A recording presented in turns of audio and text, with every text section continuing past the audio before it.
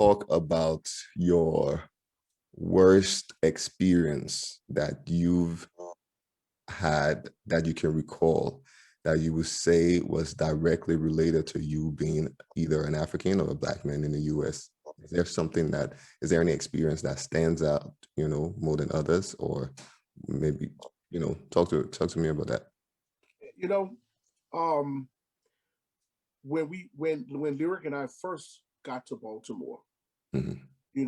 one of the things that we experienced, a couple things actually.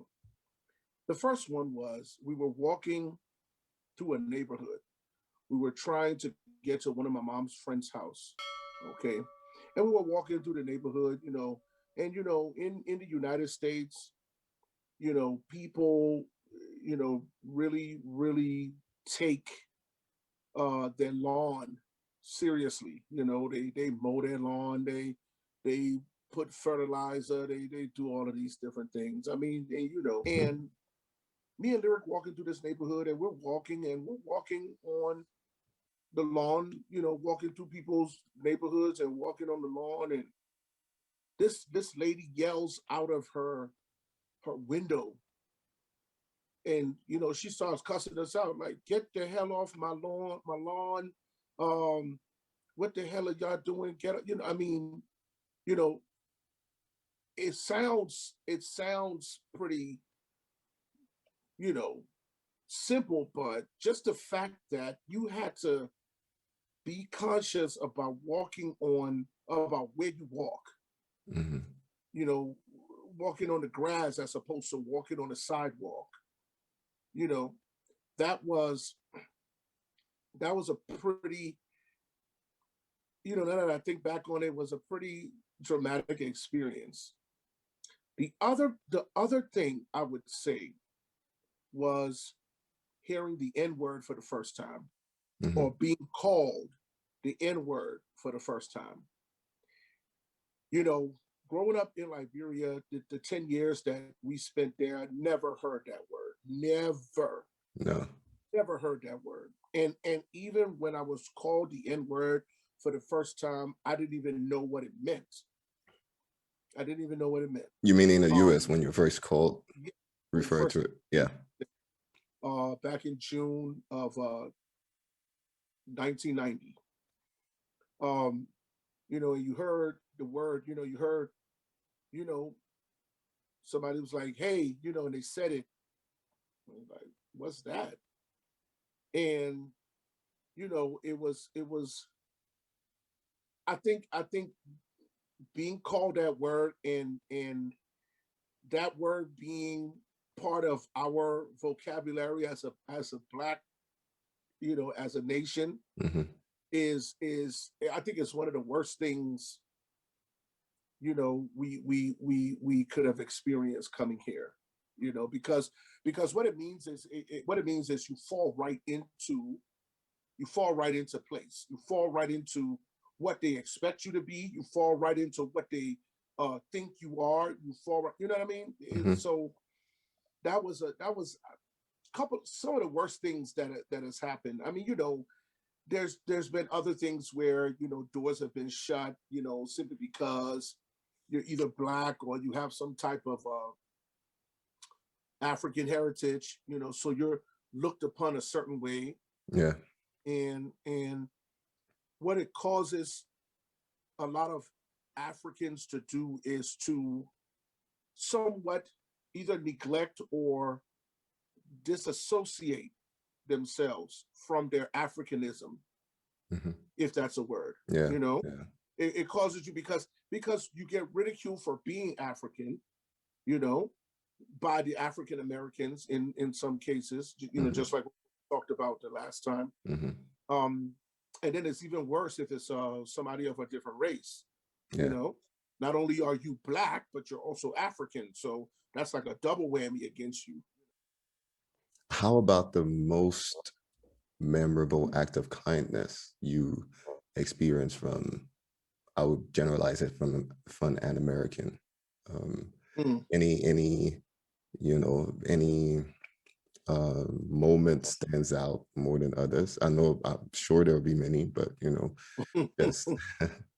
You want to touch on that a little bit? Act of kindness, man. Yeah. I've been lucky. I've been lucky to have met some really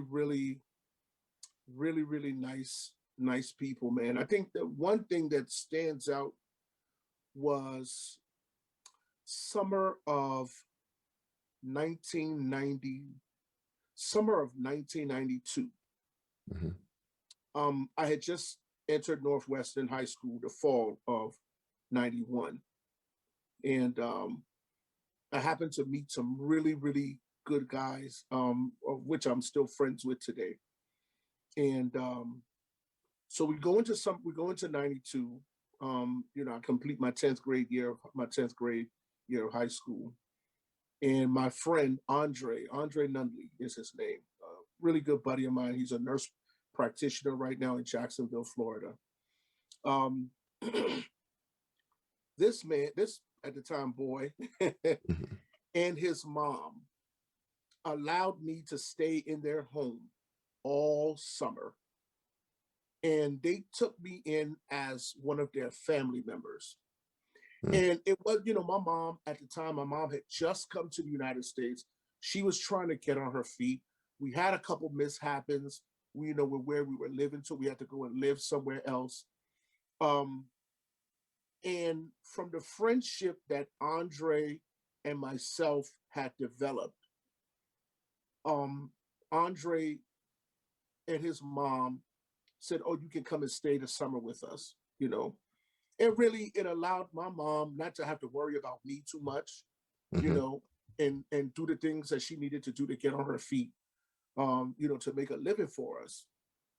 But Andre and his mom took me in that summer, and I stayed with them the entire summer, and to the point where even my mom and his mom, started talking, on a regular basis. And my mom would call and check on me. At the time there were no cell phones. I think we were barely using pagers at the time, or beepers, however what you want to call it. But um, they took me in, and I think that and because they took me in their home, and I was a part of their family. And that really opened my eyes to the African American experience Yeah. in this country. Um, I got to meet his stepdad. I got to meet his dad, his family. He got to meet my family, my brothers and sisters, my mom. And it was just a wonderful experience being, outside of what I was normally used to, being Hmm. growing up in an Iberian home. You know, Right. I got to spend some time with an African American family, and I mean, they took care of me. They fed me. It was just like I was a part of their household. All You know, right. and so me and Andre really grew up, a strong bond, and that bond remains today.